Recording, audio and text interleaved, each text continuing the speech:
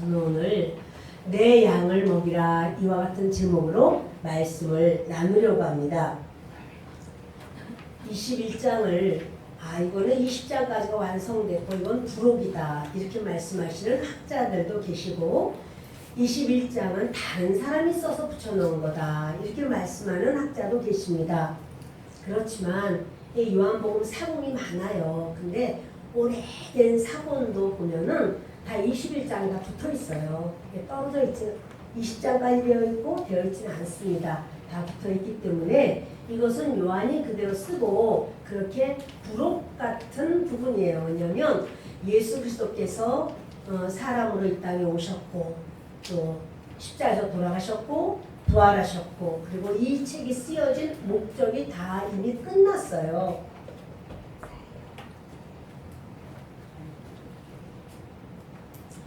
그런데 21장을 다시 이렇게 쓰는 것, 이 부분, 근데 저는 오늘 이 부분이 굉장히 우리에게 은혜를 주리라는 생각을 합니다. 그리고 주님의 그 마음을 우리에게 보여주셨다. 그런 마음이 듭니다.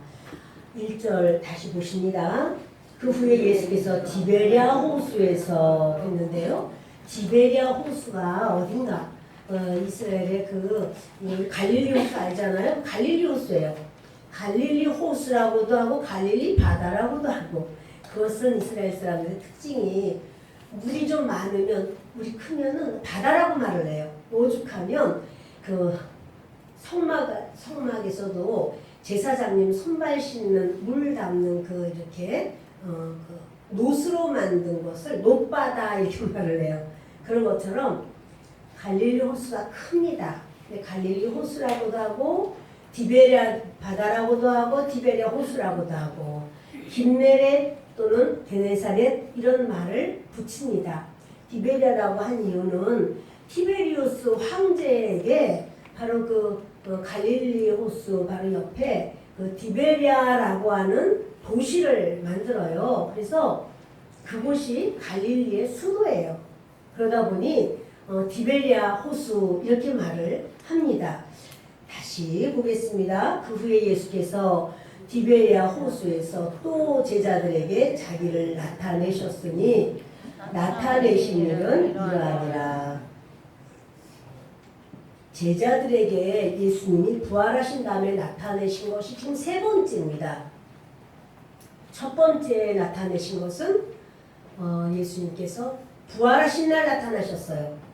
부활하신 날 그 새벽에는 막달라 마리아에게 보이시고 그리고는 낮에는 또 그 엠마오로 가는 두 제자에게 보이시고 그리고 오후에는 저들이 또 이제 모였는데 도마만 빠진 상태에서 그러니까 제자들에게 보인 것은 그때가 처음이에요. 부활하시고 그 오후에 보이셨습니다. 그리고 그 다음 주 주일날 그러니까 안식구 첫날이니까 일주일 후에 날 또 예수님이 도마도 있을 때에 예수님이 보이셨습니다. 그래서 도마야 너 손을 내밀어서 내 못자국에 손가락 넣어봐라. 내 창자국에 손을 넣어봐라. 이렇게 말씀하셨잖아요. 그리고 믿지 않는 자가 되지 말고 믿는 자가 되라. 이런 말씀을 하셨습니다. 그런데 이제 세 번째 나타나신 거예요. 근데 이 세 번째는 이제 날이 새어가는 새벽입니다.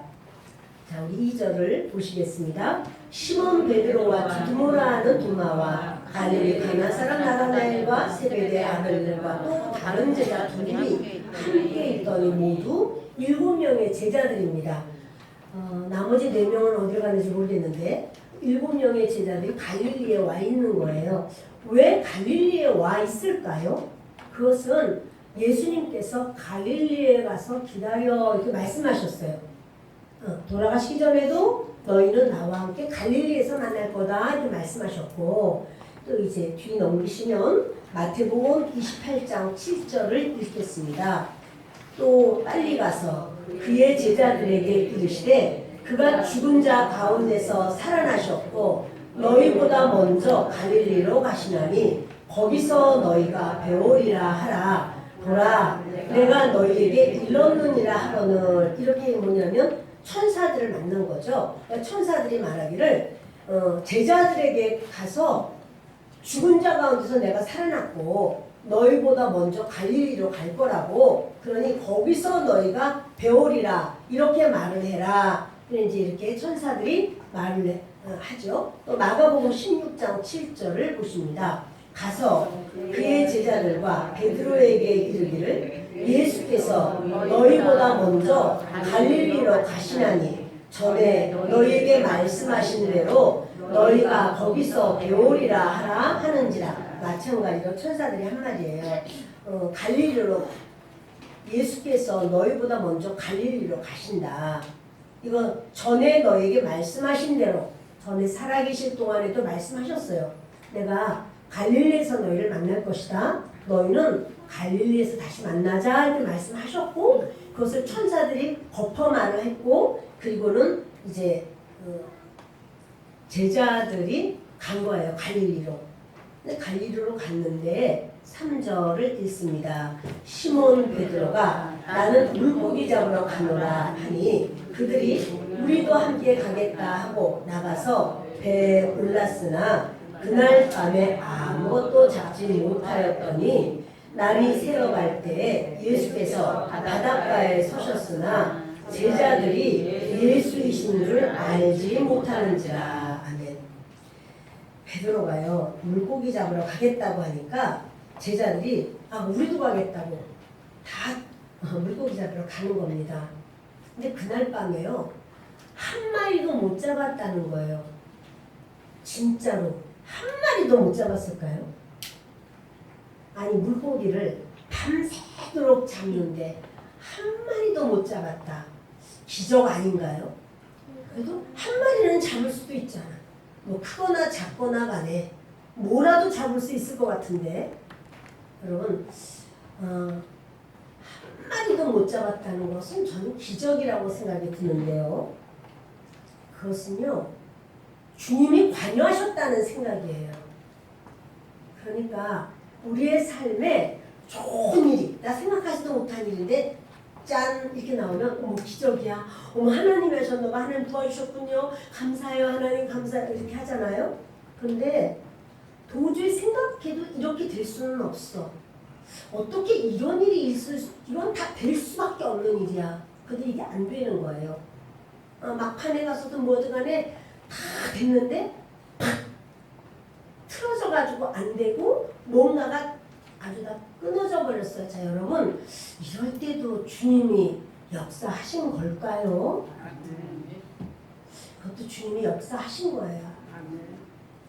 그렇게 이제 우리 인생 살다 보면 흔하지 않지만 아주 드물지만 이거는 될 수밖에 없는데 어떻게 이렇게 됐지?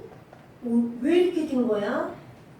할 정도로 완전히 끝나버릴 어떤 사건이 있습니다. 그때 믿음이 적을 때는 하나님 앞에 막 따졌어요. 하나님 이건 아닙니다. 하나님 이거 잘못하신 겁니다. 하나님 이렇게 하시면 안 되죠. 이러면서 설득시키는 거예요. 근데 주님을 점점 더 알고 나니까 그런 사건을 딱 만났을 때 주님 앞에 딱 엎드리게 돼요. 주님이 하셨군요. 주님 아니면 이렇게 할 자가 없습니다. 하나님. 이거는 하나님 아니면 이렇게 할 리가 없습니다. 그렇다면 주님이 하셨으면 주님은 실수하지 않으시는 하나님. 합력하여 선을 이루시는 하나님. 내 눈에 보기에는 이게 합당치 않아 보여도 하나님은 뭔가 계획과 뜻이 있으셔서 이렇게 하신 줄을 믿습니다. 그러니 하나님, 저는 하나님을 신뢰합니다. 하나님을 믿습니다. 하나님 의지합니다. 하나님께서 이제 행하심을 보여주세요. 하나님 어찌하다 할지라도 하나님이 하신 것을 인정합니다. 여러분 이것도 기적이에요. 어쩌면 밤새도록, 왜냐하면요 이 갈릴리 호수는요 낮에는 너무 뜨거워요. 그러니까 수온도 막 올라가요. 그러니까 물고기가 위로 못 있어요. 속으로 들어가야 돼요. 깊이 가장 속에까지 또는 돌틈으로 또는 수풀 밑으로, 그래서 물고기 잡으려도 잡기 어려워요. 근데 밤이 되면 식는단 말이에요. 물고기들이 드디어 나와서 막 자유롭게 위에 막 이렇게 다니기 때문에 그물을 내리면 잡기가 좋죠. 근데 이런 상황인데 7명이나 되는 어부들이 이쪽에서도 저쪽에서도 그물 내려가면서 할 때 한 마리도 못 잡았다. 밤새도록 던졌는데 지금 날이 3개까지 던졌는데 잡히지가 않았다. 그거는 주님이 역사하셨다. 그렇다면 주님과의 관계 속에서의 문제예요. 이거는 주님이 어떠한 계획과 뜻을 가지고 계시고 주님과의 관계 속에서 주님께서 하시고 싶은 말씀이 있다. 이런 생각이 드는 거예요. 우리 인생도 마찬가지라는 생각이 들어요. 이거 도저히 안 될 수 없는 건데 이렇게 안 될 수가 있어? 이런 거. 그럴 때 우리는 이제 막 이게 뭐지? 어떻게 이렇게 되지? 이렇게 우리 정말 그런 경우도 때로 있잖아요. 0.1점 차이로 떨어졌어요. 이렇게 그런 어떤 상황이 있을 때 주님이 뭘 어떻게 하시려고 그러지? 이런 우리가 기대를 하고 그러나 더 좋은 일이 있을 거야. 그 당장에는 더 좋은 일이 안 보여요. 그래서 우리가 막 낙심해요. 그러나 우리 하나님은 분명히 하실 일을 하십니다. 그리고 그 주를 신뢰하는 바로 그 믿음이 오늘 예배 가운데 있어지기를 부탁합니다. 아무것도 못 잡았다는 거예요. 근데 이제 바닷가에 예수님이 서셨습니다. 근데 제자들은 예수신 줄을 알지 못합니다. 예수님이 부르십니다. 얘들아, 너희에게 고기가 있느냐? 대답하되 없나이다. 고기가 있느냐? 그런데요, 예수님이 그렇게 부르시는 거예요. 얘들아, 이렇게 부르세요. 자, 얘들아라고 하는 것은요, 어른이 아주 아기를 사랑스럽게 부르는 말이에요. 이거는 파이디온이라는 말이 어린이라는 말인데요. 파이디아는 복수예요. 그러니까 얘들아 가가죠. 그러니까 아기들아 이렇게 부르듯이 이렇게 아주 사랑스럽게 어린아이를 부르듯이 예수님이 제자들을 향해서 얘들아 고기가 있느냐 이렇게 물어보셔요. 다 아시면서 무슨 고기가 있어? 밤새도록 수고만 했는데. 그런데 이제 예수님 물을 때 저들이 말하죠. 없어요. 없는데요. 그물을 배 오른편에 던지라. 그리하면 잡으리라 하시니 이에 던졌더니 물고기가 많아 그물을 들 수 없더라. 계속 던졌다니까요. 그물을 왼쪽이든 오른쪽이든 하여튼 계속 던져도 못 잡아요. 그러더니 이제 오른쪽에 던져라 해서 이제는 그만인가 보다 한 그때 다시 던졌는데요. 그 물고기들 다 어디서 나온 거야? 어마어마하게 이 물고기들이 거기서 야단을 하면서 이게 잡힌 거예요. 근데 끌어올릴 수가 없어요. 배 위로 올릴 수가 없어요. 너무 많아가지고 7명이 들러붙어도 안 되는 거예요. 이 사건을 보면서 요한이 깨닫습니다. 7절 보십니다. 예수께서 사랑하시는 그 제자가 베드로에게 이르되 주님이시라 하니 시몬 베드로가 벗고 있다가 주님이라 하는 말을 듣고 겉옷을 두른 후에 바다로 뛰어내리더라. 다른 제자들은 육지에서 거리가 불과 한 50칸쯤 되므로 작은 배를 타고 물고기 든 그물을 끌고 와서 육지에 올라보니 숯불이 있는데 그 위에 생선이 놓였고 떡도 있더라. 그 요한이 눈치를 챘어요. 아, 주님이시다. 이렇게 한 번에 말씀 한마디 하시면서 물고기를 모아주시는 분 경험이 있죠. 그들이 예수님 처음 만났을 때 그들이요 예수님이 배 좀 빌려달라고 하시면서 그 배에 앉으셔서 복음을 전하시고 그리고는 이제 그 배를 돌려주실 때 예수님이 그래요. 깊은 데로 가서 그물 좀 내려봐라. 근데 베드로가요 신빙성이 없어 보여. 아니 목수하시던 분이 무슨 나는 갈릴리에서 잔뼈가 붉었는데 그러나 말씀에 의지해서 그물을 내리리이다. 그리고는 가서 그물을 내렸는데 두 배가 잠기도록 그렇게 물고기가 잡힌 경험이 있어요. 그때 베드로가 그래요. 저를 떠나십시오. 저는 주인입니다. 저 같은 놈은 주님 앞에 있을 수가 없네요. 주님, 저는 주인이에요. 안 믿은 거야. 예수님이 말씀하실 때 물고기 잡을 수 있다는 거 믿지 않은 거죠. 그리고 밤새도록 그때도 물고기 한 마리도 못 잡았는데 한 번 내렸을 때 두 배가 잠길 정도로 그렇게 잡은 거예요. 그때 이제 베드로도 요한도 예수님을 따라가게 돼요. 그때부터 너희가 사람 낚는 어부가 되리라. 그러니까 사명을 주신 거예요. 그때부터 예수님을 따르기 시작하죠. 근데 똑같은 일이에요. 밤새도록 못 잡고 오른편에 던져라. 그래서 던졌더니 이제 너무 무거워서 이렇게 올리지를 못해요. 예수님이라는 말을 듣고 베드로가요 겉옷을 막 주워 입어요. 왜냐하면 내가 이렇게 이거를 끌어올리려고 그러고 거기서부터 50칸이라고 그러면 90m 되거든요.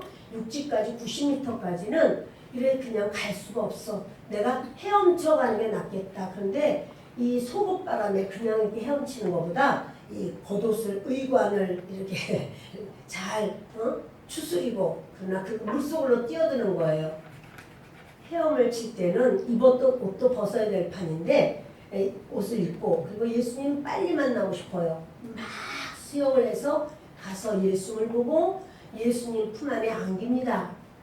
그런데요 베드로가 좀 이렇게 뻘쭘해요. 베드로가 지금 예수님 부활하신 다음에 세 번째 만났거든요. 근데 뻘쭘한 마음이 있어요. 거기다가 베드로가 탁 도착해서 보니까 뭐가 있냐면 숯불이 있어요. 숯불에 대한 아픔이 있죠. 베드로가 그 숯불 앞에서 예수님을 부인했거든요. 숯불 앞에서 3번 부인했어요. 그러기 전에 베드로는 저는 죽는 데까지도 따라갈 거라고 주님을 위해서 죽겠다고까지 말했지만 예수님 말씀하기를 너희들이 다 나를 두고 이렇게 도망갈 거라고 흩어질 거라고. 아 주님 얘네들은 그럴지 몰래 저는 아니에요. 막 이랬잖아요. 그러더니 너는 딴 애들은 그냥 도망가지만 너는 나를 3번 부인할 거야. 닭이 2번 울기 전에. 근데 정말 그 숯불에 불 쬐다가 3번 부인을 해요. 근데 3번 부인하고 났는데 닭이 2번 우는데 그때 딱 눈을 들어보니까 예수님하고 눈 딱 마주쳤어요.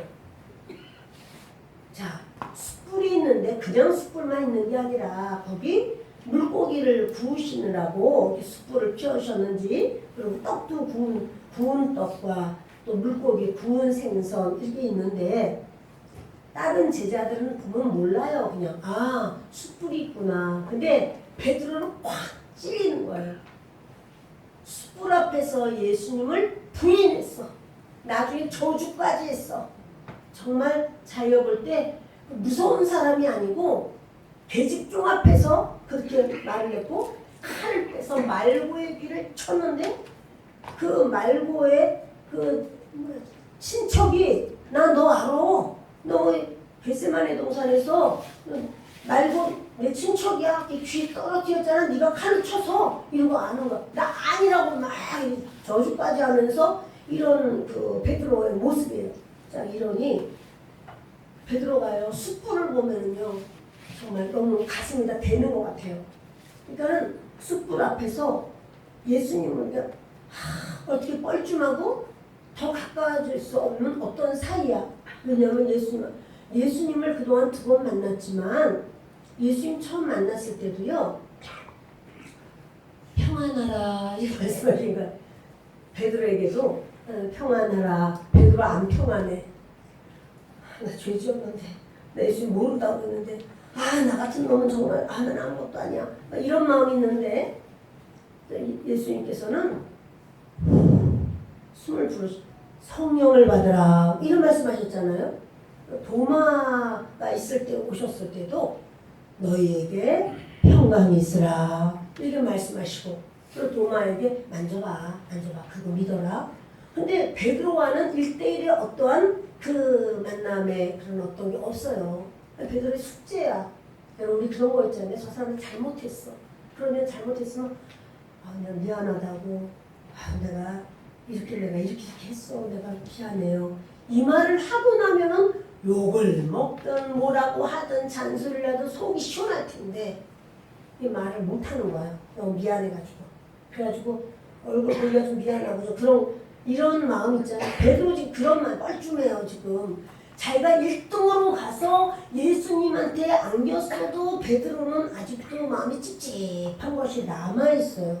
다른 제자들은 몰라. 그냥 이렇게 숯불을 핀 거는 고기 구우려고 핀 줄 알고 떡 구운 줄 핀 줄 아는 거야. 예수님이 다 베드로의 그 마음 지금 풀어주시길 작정하셨어요. 그래서 세팅을 딱 한 거예요. 지금 이런 상황에서 베드로가 부인할 수 없는, 뒤돌아설 수 없는 어떤 이런 상황을 다시 만들면서 베드로의 것을 풀어보시려고 그러는데 예수님이요 식사 전에 말씀하지 않고 식사 후에 말씀하시더라고. 그래서 알게 됐어요. 아 이렇게 이런 말을 할 때는 먹고 말해야 되는구나. 먹기 전에 이 까다롭고 힘들고 어려운 이 숙제를 먼저 풀어버리고 우리가 맛있는 걸 먹어야지. 그게 아닌 것 같아. 다 먹이고 그런 다음에 먹고 나면 사실 사람이 마음도 좀 훈훈해지고 좀 부드러워져요. 먹기 전에. 그래서 여러분 뭐 옷 사러 갈 때 먹고 가라 이러잖아요. 배고파서 가시면 근데 어떻든 이 베드로가 이렇게요. 예수님께는 1등으로 갔어요. 이제 제자들도 이제 그 거리가 한 90m 되니까 이거 물고기 못 올리는 거예요. 그러니까 이제 결국은 배를 슬슬 무거워졌잖아. 물고기 무게까지 슬슬 저어가면서 이제 이렇게 육지까지 와서 배를 대는 겁니다. 여러분 물고기요 되게 힘이 세고 무거워요. 전에 우리 친구 목사님들하고 같이 이렇게 다른 친구가 저기 추자도에 사세요. 그래서 거기 제가 간 적 있어요. 이제 새벽에 이렇게 부둣가를 한 바퀴 산책하려고 다 나왔더니 서울에서 목사님들이 오셨다고 소문이 나가지고는 농어, 이렇게 큰 농어를 잡았다고 주시는 거예요. 바닷가니까. 그래서 무슨 비닐봉지인지 뭐 어디가 담아줬는데요. 얼마나 힘이 센지 이게 막 못 들, 결국은 들 수도 없고 어떻게 할 수가 없어. 놓쳤어요. 퍼덕거리는데 우리가 등치가 크잖아. 다 아주머니들인데 못 잡아 그걸. 결국에는 어떻게 지나가는 분한테 누가 이렇게 바켓스 비슷한 거 들통 같은 거 있어서 큰 들통 빌려가지고 거기다가 어떻게 넣었는데 하여튼 억지로 줬으니까 우리가 가져와야 될 거 아니에요. 억지로 가지고는 왔는데 되게 무거워서 베드로 그 153마리 큰 고기라고 그러더니 그 이해가 되고 어려웠었겠다. 물론 이제 그물망으로 가져와 또 다르겠지만 아무튼 제가 그때 알았어요. 물고기들이 힘이 엄청 세다. 그걸 제가 느낀 적이 있었어요. 그 예수께서 자 우리요 7절 우리 읽겠습니다. 예수께서 사랑하시는 그 제자가 베드로에게 이르되 주님이시라 하니 시몬 베드로가 벗고 있다가 주님이라 하는 말을 듣고 겉옷을 두른 후에 바다로 뛰어내리더라. 다른 제자들은 육지에서 거리가 불과 50칸쯤 되므로 작은 배를 타고 물고기 등 그물을 끌고 와서 육지에 올라보니 숯불이 있는데 그 위에 생선이 놓였고 떡도 있더라. 예수께서 이르시되 지금 잡은 생선을 좀 가져오라 하시니 시몬 베드로가 올라가서 그물을 육지에 끌어올리니 가득히 찬 큰 물고기가 153마리라 이같이 많으나 그물이 찢어지지 아니하였더라. 아멘. 예수님이요 그러시는 거예요. 지금 잡은 생선 좀 가져와라 이러셔요. 그러니까 베드로가 나서기 대장인데 너무 금방 뛰어일어나가지고는 가서 막 물고기 있는 데로 가서 가져오는 거예요. 예수님이 왜 물고기를 좀 가져오라고 하셨을까요? 구우셨잖아. 생선 구워 놓으셨잖아요. 떡도 구웠잖아요. 일 부족해서.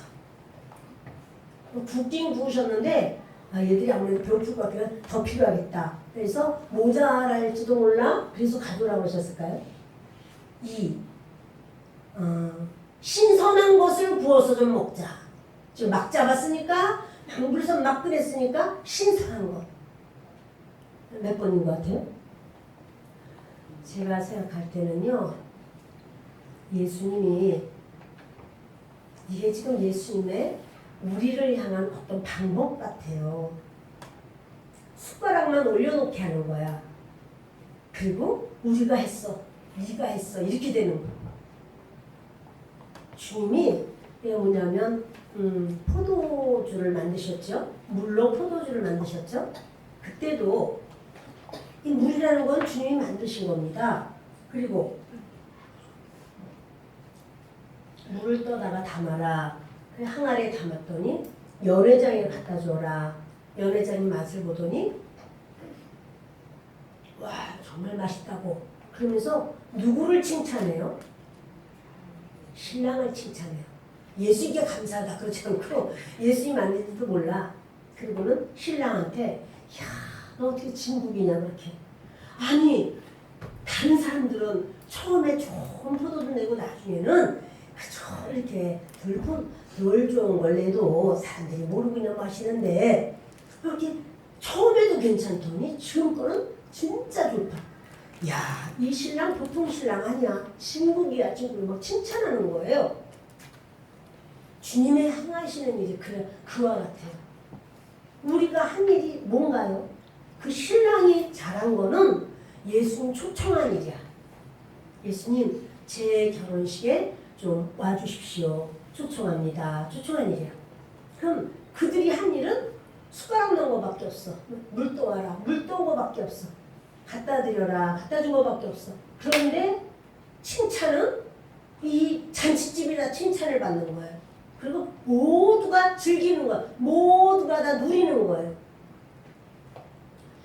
우리의 모든 삶에 주님은 주님이 다 하셨어. 그거 가지고 충분해. 그런데도 지금 가지고 온 거 좀 가지고 이리 와. 가지고 와. 그리고 뭐냐면 우리가 같이 차렸다. 우리 먹을 걸 같이 차렸다. 이러는 거예요. 여러분 우리가 자녀를 이렇게 자녀를 키웁니다. 내 자녀 이렇게 이목구비 사지백지 오장육부 이거 다 누가 만들었어요? 하나님이 만드셨죠. 그래도 우리는 이제 그 자녀를 보면서 아이고 우리 아들 우리 딸 아이고 사랑스럽고 이쁘기도 하지 이러면서 누가 누려요? 우리가 누려요. 그러니까 주님은요 그렇게 행하시는 것 같아요. 주님은 주님이 하시는 그 모든 것 주님이 행하셨어. 주님이 뭐 모든 걸 다 자녀들 그런 지혜와 지식과 기술과 재능과 능력과 실력과 모든 여건 그리고 또 뭐예요 그 자녀가 호흡할 수 있고 생활할 수 있고 즐거워할 수 있고 모든 거 다 주님이 하셨어요. 그런데 숟가락만 살짝 얹게 해. 그리고는 내 아들이야 내 딸이야 이렇게 되는 거예요. 내 거라는 거예요. 다른 것도 다 마찬가지로 주님의 하시는 우리를 향한 주님의 그 너그러우심 주님이 다 차려놓은 밥상에 그거 가지고 와. 자, 그 물고기 누가 잡게 하셨어요? 주님이. 그래서 주님이 한 마리도 못 잡은 거 주님이 잡게 하셔서 그걸 가지고 오너라. 그거 주님이 잡게 하신 걸 가지고 왔어요. 그래놓고 야 니네들이 잡은 고기 맛있다. 니네들의 거 좋다. 주님이 항상 우리에게 우리 짜게 대하시는 게 아니라 후하게 대하셔. 우리가 한 게 많잖아요. 그래서 주님은 우리가 한 것처럼 다 우리가 한 것처럼 인정해 주시는 그 모습이 느껴져요.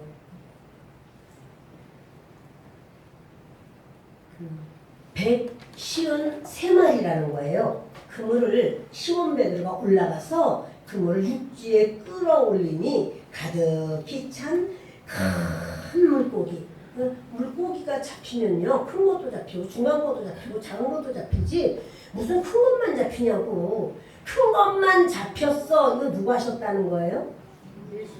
주님이 하신 거예요. 큰 것만 잡혔어. 어떻게 큰 것만 잡힐 수가 있나요? 물고기들 큰 거 작은 거 다 섞여 있지. 근데 큰 것만 잡혔대요. 그런데 그게 153마리래요. 이 물고기 이름이 뭐냐면요, 베드로고기라고 그래요. 우리가. 굉장히 커요. 근데 제 맛은 우리나라 고기가 훨씬 맛있어요. 근데 무슨 맛인지 모르겠더라고. 근데 엄청 깜짝 놀랐어요. 그래서 제가 먹을 때 이만한 고기를 갖다 주는 거예요. 아니 무슨 만? 그러고 제가 보니까 다 이만해. 아, 베드로고기가 큰 놈이로구나. 그런 줄 알았어요. 근데 아무튼 그런데 그것도 큰 거 작은 거 있죠. 작은 게 자라서 큰 게 되죠. 근데 여기는 153마리가 다 크다는 거야. 153이 무슨 뜻이에요? 모나미? 모나미가 이제 154, 153 써있는데요. 그런데 그 153은 그 시대에는요, 물고기의 종류가 153종이다. 그때까지의 과학자들은 그렇게 알았대요. 153종. 그래서 모든 물고기의 종류를 상징하기 위해서 153마리다. 그런데 그건 바로 뭐냐면 이제 그 열방의 모든 사람들을 다 고기 낚는 어부가 되게 하리라 했으니까 모든 사람들에게 복음을 전하라라고 하는 주님의 사명으로 저들에게 153마리를 잡게 한 것이다. 이렇게 학자들이 말을 하는데 그 말이 일리가 있다는 생각이 듭니다. 왜냐하면 성경은요, 숫자도 우연이 없어요. 숫자도 다 주님이 그 안에 하나님의 뜻이 있거든요. 그래서 이제 보십시다. 12절도 읽겠습니다. 예수께서 이르시되 와서 조반을 먹으라 하시니 제자들이 당신이 누구냐 감히 묻는 자가 없더라. 예수께서 가셔서 떡을 가져다가 그들에게 주시고 생선도 그와 같이 하시니라. 이것은 예수께서 죽은 자 가운데서 살아나신 후에 세 번째로 제자들에게 나타나신 것이라. 그렇죠? 제자들에게는 세 번째 나타나신 거예요. 그리고 예수님이 떡도 가져다가 주시고 생선도 가져다가 주시고 이러면서 먹으라 하는데 12절의 뒷부분에 그래요. 제자들이 주님이신 줄 아는 거로 당신이 누구냐 감히 묻는 자가 없더라. 여러분, 부활하신 예수님의 그 얼굴 모습이랄까, 이런 모습이 부활 전에 3년 반 제자들과 같이 있을 때 모습과 똑같았을까요? 그렇다면 이 글이 필요 없어요. 변한 거예요. 부활하시기 전과 부활하신 후에 달라졌어, 예수님이.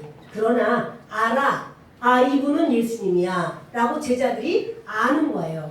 그래서 감히 당신이 누구냐 묻지 않는다는 거야. 예수님 부활 전하고 똑같았다면 그럼 이런 말 쓸 필요가 없죠. 당연히 예수님이니까.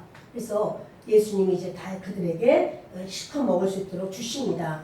15절 보십니다. 그들이 조반 먹은 후에 예수께서 시몬 베드로에게 이르시되 요한의 아들 시몬아, 내가 이 사람들보다 나를 더 사랑하느냐 하시니 이르되 주님 그러하나이다. 내가 주님을 사랑하는 줄 주님께서 아시나이다. 이르시되 내 어린 양을 먹이라 하시고 또 두 번째 이르시되 요한의 아들 시몬아, 내가 나를 사랑하느냐 하시니 이르되 주님 그러하나이다. 내가 주님을 사랑하는 줄 주님께서 아시나이다. 이르시되 내 양을 치라 하시고 세 번째 이르시되 요한의 아들 시몬아, 내가 나를 사랑하느냐 하시니 주께서 세 번째 내가 나를 사랑하느냐 하심으로 베드로가 근심하여 이르되 주님 모든 것을 아시오매 내가 주님을 사랑하는 줄을 주님께서 아시나이다. 예수께서 이르시되 내 양을 먹이라.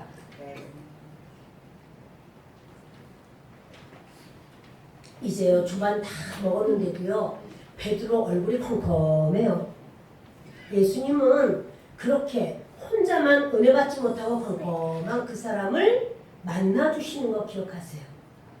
어느 때 예배에 성도들은 다 은혜 받았다고 그러고 그 얘기를 또 하고 또 하는데 나 혼자 은혜를 못 받았어. 그럴 때가 있어요. 어느 때 다른 사람 다 마음이 편안한데 나 혼자 마음이 불편해. 그럴 때가 있어요. 도마처럼. 도마는 안 믿겠다고 그래. 그래도 예수님이 도마 한 사람을 위해서 부활 후에 나타나 주셨잖아요. 그 이벤트를 하신 게요. 다른 제자들한테 또 나타날 이유가 없어요. 도마 때문에 나타난 거예요. 도마가 말한 말 그대로 하면서 손가락 내밀어서 한번 여기 못 자국에다 집어넣어봐라. 옆구리 한번 네가 손을 내밀어서 한번 만져봐라. 이렇게 말한 거 도마 한 사람. 그래서 안 믿는 사람 되면 안 되는 거야. 믿어야 돼. 이걸 얘기해요. 그런데 이번에는 베드로가 마음이 컴컴하니까 얼굴도 컴컴해요. 예수님이 이제 베드로와 대화해야 돼요. 베드로가 이 할 말 해야 되잖아요. 무슨 할 말이 있겠어. 예수님 먼저 말씀하셔야지. 자, 이제 그렇게 예수님을 향해서 모른다고 말이야. 응? 저주까지 하면서 3번씩이나 그렇게 막 그것도 누가 막 죽이겠다고 한 것도 아니야. 근데 베드로가 자원해서 모른다고 그런 거예요. 펄펄 뛰면서 나는 이 사람들 같지 않다고 하더니 베드로가 비교표를 잘 쓰거든요. 나는 이 사람들은 어쩔 줄 이렇게 잘해요. 그런데 예수님이 물어보시는 거예요. 베드로에게 요한의 아들 시몬아 내가 이 사람들보다 비교급을 딱 쓰죠. 내가 이 사람들은 예수님 버려도 나는 안 버려 이랬었잖아요. 이 사람들보다 나를 더 사랑하느냐? 이렇게 물어보시는 거예요. 그러니까 우리는 만나면 이제 할 말이 많죠. 야, 베드로 등짝한 대로 그냥 스매싱 이렇게 하면서 그런 거 아니야 너 이런다든지 응? 다 들었어 내가 뭐 못 본 줄 알아? 내 앞에서 네가 그러냐? 이제 용서해 주느라고 또 그런 말씀 하시는 거지만은 아무튼 간에 그런 말 할 수 있잖아. 그런데 예수 그 말씀 안 하시는 거야. 여러분 제가요 어제 이 말씀에 제가 너무 하나님 앞에 제가 회개했어요. 저 같으면 어떡하겠어요? 당연히 그러지. 내가 봤거든? 다 봤거든? 얼마나 미안하겠어요 상대가. 그렇게 한단 말이에요. 근데 주님은 그렇게 안 하시더라. 아 주님 이러시구나.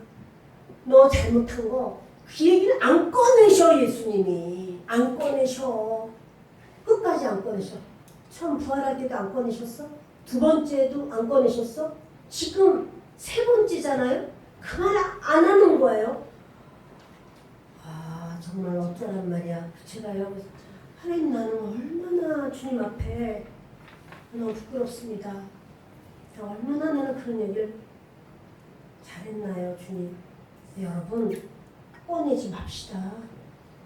그게 주님 방법이더라고. 말 안 하는 거더라고.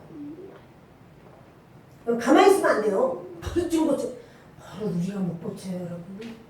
바로 안 고쳐져요. 말 안 해야 되더라고. 말 안 하면 나 죽는데요. 아니야 안 죽어. 예수님 어떻게 하셨죠? 사랑하신 거예요.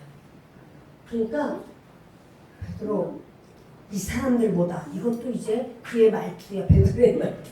이 사람들보다 나를 더 사랑하니 이제 물론 이제 거기는 아가파오. 이 아가파오라는 거는 그런 아가페적 사랑이요. 계산하지 않는 사랑. 어떠한 그 뭡니까 어떠한 상황에서도 내가 그런 초월하는 사랑, 보상 없는 사랑, 그 사랑을 아가페 사랑이라고 그러잖아요.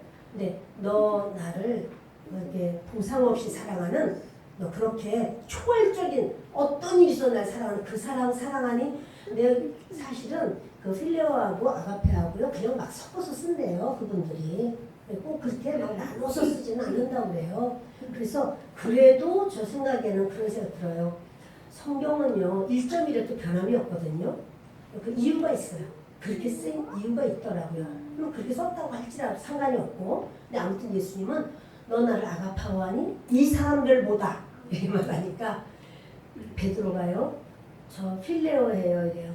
필레오 사랑은 뭐냐면 인간의 사랑, 친밀감 가운데서의 아주 친한 사랑, 인간적인 사랑, 우정 같은 사랑, 그런 사랑해요. 나 감히 내가 무슨 아가파오 하겠습니까? 이렇게 말을 합니다. 근데 그렇게 말하니까 예수님이 또다시 물어보기를 베드로 너 나를 아가파오하니? 이렇게 물어보시는 거예요. 아가페 사랑에 보상 없이, 여러분 이 세상에서 보상 없이 그냥 어떠한 초월적으로 다 사랑하는 사랑은요 가장 닮은 게 부모님 사랑이에요. 어느 부모님이든 자녀를 향하여는 그런 보상 없이 이렇게 그냥 사랑해 주시잖아요. 그런 사랑이에요. 그런데 그런 사랑하니 하고 물으니까 베드로가 또 그래요. 주님, 제가 필레오 사랑하는 줄 주님이 아십니다. 이렇게 말을 해요. 그러면 3번 또 물어보는 거예요. 이번에는 너 필레오 사랑하니? 이렇게 그가 말한 대로 말씀하셔요. 그러면 네가 나를 필레오 사랑하니? 이렇게 물어봐요. 베드로가요 죽을 지경이에요. 왜냐하면 지난번에도 3번이나 자기가 예수님 부인했잖아. 예수님 3번 물어보시잖아. 그러니까 이제 주님이, 제가 비록 주님을 저주하면서까지 모른다고 그렇게 했지만 나 주님 사랑하는 거 맞아요. 나 주님 진짜 사랑해요.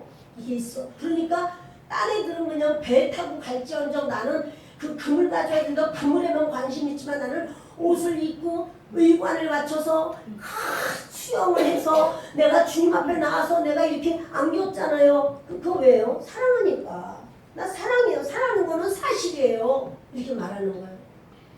그래 예수님이요. 지난번에 제가 이렇게 사실은 내가 그 여종이 저를 많이 쳐다보면서 그것이 그것만 묻지 않았으면 내가 말을 안 했을 건데 예수님 정말 제가 할 말이 없지만은 하필 뭐 말고 그 친척이 그냥 그 귀 비었을 때 그 코앞에 있다가 나를 알아보고서는 말을 하는 바람에 제가 여러분 이렇게 구차한 변명이 없어요. 그런 말 듣기를 원하시지도 않는 거야. 왜? 이미 베드로가 울면서 회개했어요. 나 잘못했다고 주님 앞에 너무너무 기맥혀서 자기가 통곡을 했잖아요. 그런 걸 뭘 또 잘못했냐고 또 쥐어짜면 뭐하겠어. 그러니까 저 사람이 저렇게 잘못했다고 해서 결국 종주먹을 들이대면서 네가 잘못했어 이렇게 하는 게 주님의 사랑이 아니구나. 우리가 크리스찬이면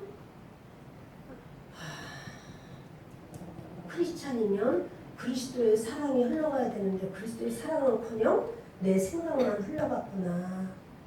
이런 그 아픔이 저한테 지금도 이렇게 가슴이 아파요.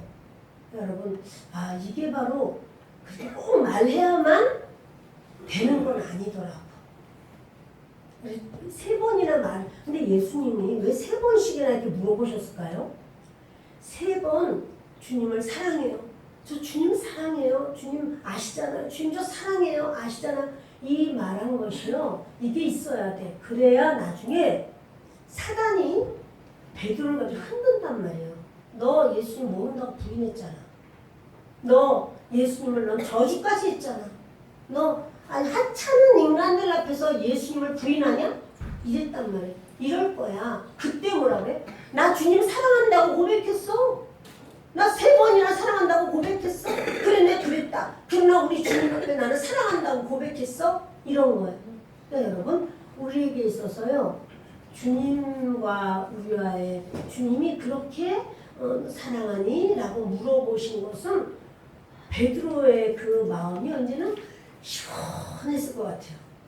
이제는 막혔던 것이 나 죄송해서 안 되는데 나 가까이 오라고 그러면 내가 할 말이 없는데 나 그런 놈인데 어떡하지? 주님이 좋아도 막 못 가는 거야. 근데 이제는 사랑합니다. 주님 나 정말 주님 사랑해요. 내가 주님 모른다고 그러고 뭐하고 나 거짓말도 하고 내가 욕도 하고 내가 이랬어도 그러나 주님 나 주님 사랑해요. 이거예요 여러분. 주님이 우리에게 요구하는 게 뭐냐면 야, 넌 내가 일 맡겼는데 일 하지도 않고 넌 도망가 버리고 네 일만 하고 너 아니요. 지금도 너 나 사랑하니? 주님 제가 주님 사랑합니다. 이것으로 여러분 주님은 이미 그 보혈을 흘려주시고 그 보혈로 우리 죄를 덮어주셨고 그리고 우리 속에 남아있어 아직도 그 기억이 예수님이 피를 흘려서 대속하셨고 그 피가 어린 양 되시는 예수님의 그 놀라운 하나님의 용서인데 그거를 봐도 베드로에게는 찝찝함이 좀 있었어요. 그러나 주님 앞에 주님 사랑합니다.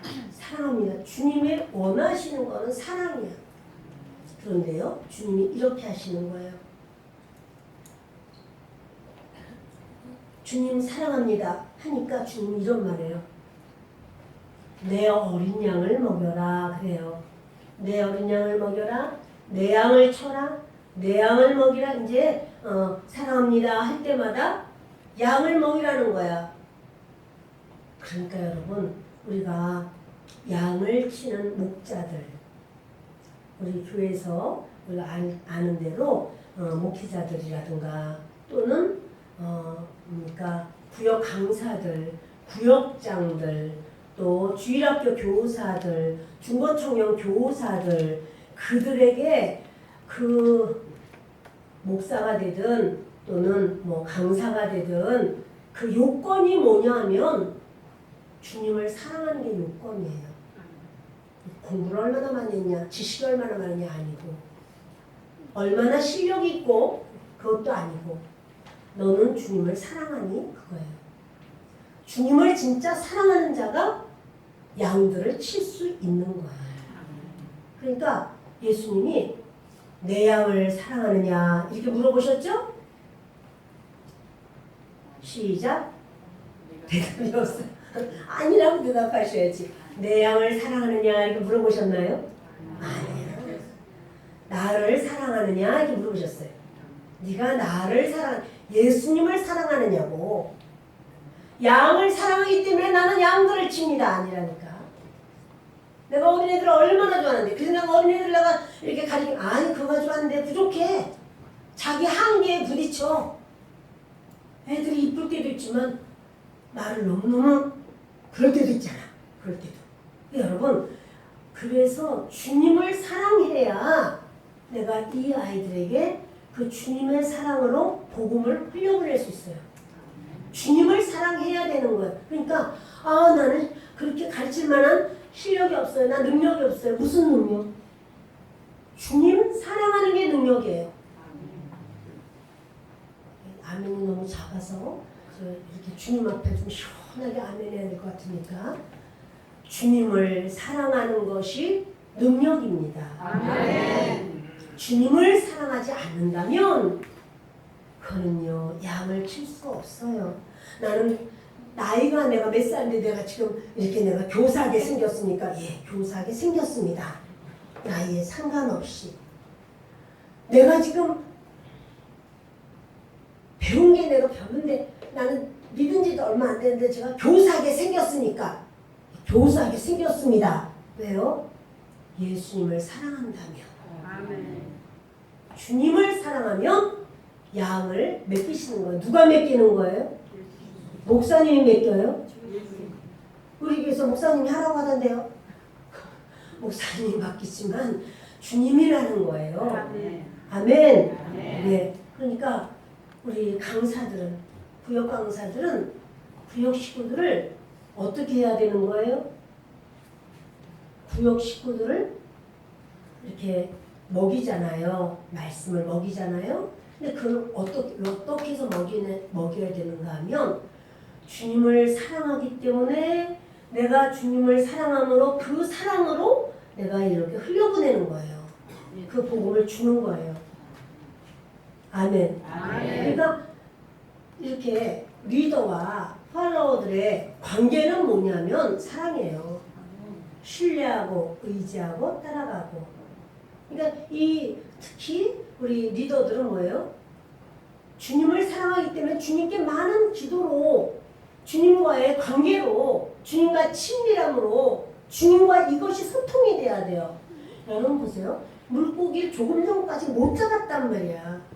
근데 오른쪽에 던져 그랬더니 어마어마하게 잡았어요. 뭐가 달라진 거야 도대체? 그물이 달라졌나요? 그물이 좋으면 물고기를 잘 잡나요? 아니요, 똑같아. 그물이에요. 배가 달라졌나? 사람들이 달라졌나? 아니에요. 뭐가 달라졌냐면 예수님과의 관계, 예수님의 말씀을 듣고 행한 거야. 예수님의 말씀을 듣고 그물을 던졌더니 못 들어. 배 위로 못 올려. 이거는 올릴 수 없어. 이러는 거죠. 자, 여러분, 이렇게 우리가 누구를 가르친다, 인도한다, 우리 힘으로는 못해요. 여러분, 한 명도 못해요. 한 명도 말 안 들어요. 그 사람이 말 안 들으려고 해서 안 듣는 게 아니야. 주님과 내가 관계를 바로 가져야 돼. 주님의 음성을 듣고 그 주님의 사랑으로 인도하는 거예요. 그게 바로 우리 주님께서 목양을 그렇게 시키시는 거예요. 베드로, 너 내 양을, 내 어린 양을 먹여라. 나를 사랑하니? 제가 주님 사랑하는 거 주님이 아시잖아요. 내 양을 쳐라. 베드로, 너 나를 사랑하니? 주님, 세 번째니까 막 긴장하는 거야. 주님, 누가 뭐라 해도 저 주님을 진짜 사랑해요. 내가 이렇게 막 미쳐가지고 막 그 이상한 소리 무서워서 막 그렇게 말했지만 그래도 저 주님 사랑해요. 내 양을 먹이라. 이렇게 그 주님이요. 예수님이 이 땅에 성육신 하셔서 오셨고 5월 19일 날 우리가 이제 그 요한복음 1장 1절을 시작했고 마지막 끝나는 지점에서 주님이 교회에 맡겨주신 게 뭐냐면 내 양을 먹이라. 내 양을 치라. 내 양을 먹이라. 우리 모두에게 사명을 주시는 거예요. 그래서 내가 너희로 고기 닦는 어부가 되게 하리라. 그것이 주님의 말씀인 거죠. 여러분 빨리 해야 되겠는데 우리 같이 18절부터 읽겠습니다. 내가 진실로 내게 이르노니 내가 젊어서는 스스로 띠띠고 원하는 곳으로 다녔거니와 늙어서는 내 팔을 벌리니 남이 내게 띠띠고 원하지 아니하는 곳으로 데려가리라. 이 말씀을 하심은 베드로가 어떠한 죽음으로 하나님께 영광을 돌릴 것을 가리키심이로라. 이 말씀을 하시고 베드로에게 이르시되 나를 따르라 하시니 베드로가 돌이켜 예수께서 사랑하시는 그 제자가 따르는 것을 보니 그는 만찬석에서 예수님의 품에 의지하여 주님을 파는 자가 누구니까 묻던 자더라. 그 예수님이요 이런 말씀하셔요. 베드로, 너는 젊어서는 스스로 띠띠거니 원하는 곳으로 다녔거니와 늙어서는 내 팔을 벌리리라. 남이 내게 띠띠우고 원하지 아니하는 곳으로 데려가리라. 이제 어떤 모습으로 죽을 것을 그냥 자기 원하는 이건요 꼭 늙어야지만 그렇게 되는 게 아니라 성령 받고 난 후에는 성령의 이끌림을 받고 그거 마지막 베드로가 죽을 때는요 그가 자기가 원하는 대로 하지 않죠. 주님이 원하시는 대로 남들에게 그 십자가 역시 십자가형으로 죽습니다. 그런 전설이 있어요. 근데 베드로는 예수님이 내 주님께서 이렇게 십자가 못 박히셨는데 나 그렇게 죽을 수 없다. 그래서 뒤집어 달라고 해서 그게 거꾸로 매달렸다. 이런 전설이 있지요. 그렇게 했을 것 같아요. 베드로 그렇게 어떻게 죽을 것을 예수님이 너는 나중에는 그렇게 될 것이야 라고 말씀을 하시죠. 그런데 베드로가요 예수님을 이렇게 이런 말씀을 나를 따라라. 그게 예수님 따르는 거예요. 근데 보니까 요한이 있어요. 그러니까 요한은 만찬석에서 예수님 팔려는 자 누구예요? 물어봤던 자라는 거죠. 그랬더니 이제 베드로가 보고서 이래요. 예수님, 이 사람은 어떻게 되겠습니까? 요한이 궁금해 또. 그랬더니 22절부터 있습니다. 예수께서 이르시되 내가 올 때까지 그를 머물게 하고자 할지라도 너에게 무슨 상관이냐? 너는 나를 따르라 하시더라. 이 말씀이 형제들에게 나가서 그 제자는 죽지 아니하겠다 하였으나 예수의 말씀은 그가 죽지 않겠다 하신 것이 아니라 내가 올 때까지 그를 머물게 하고자 할지라도 내게 무슨 상관이냐 하신 것이더라.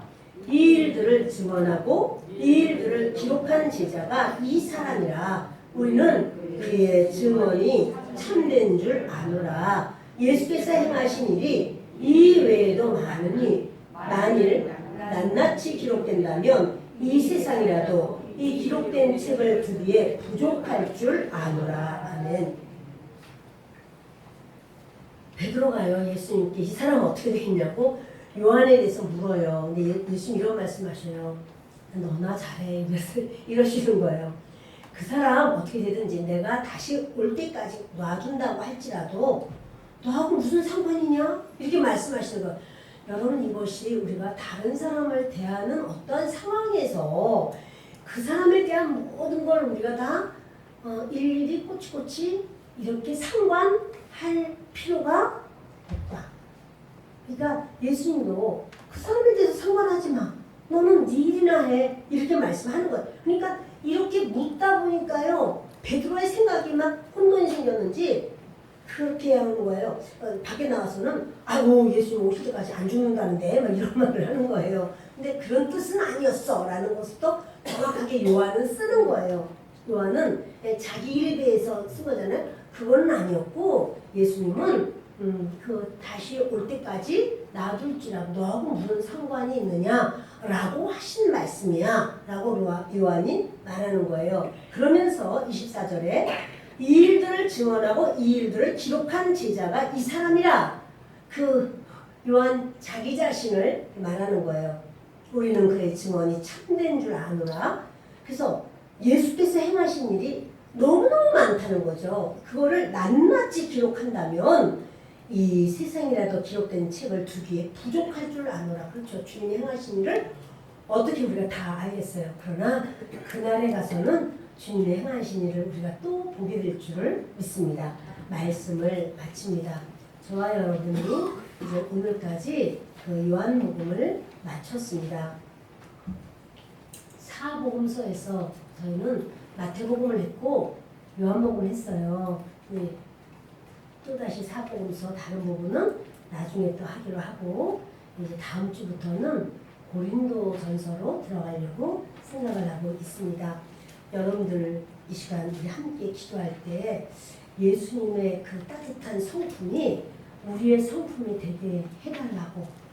예수님은 이미 베드로를 다 용서하시고 용서하셨는데 베드로는 자기가 한 일 때문에 그렇게도 마음이 불편했지만 주님이 아주 시원하게 그걸 열어주시면서 베드로뿐 아니라 우리에게까지도 이런 관계를 어떻게 형성하는 것을 보여주신 것 같습니다. 주님 앞에 주님 진실로 그리스도께서 걸어가신 길을 우리도 걷게 하옵소서. 우리 간절한 마음으로 잠시 기도합니다.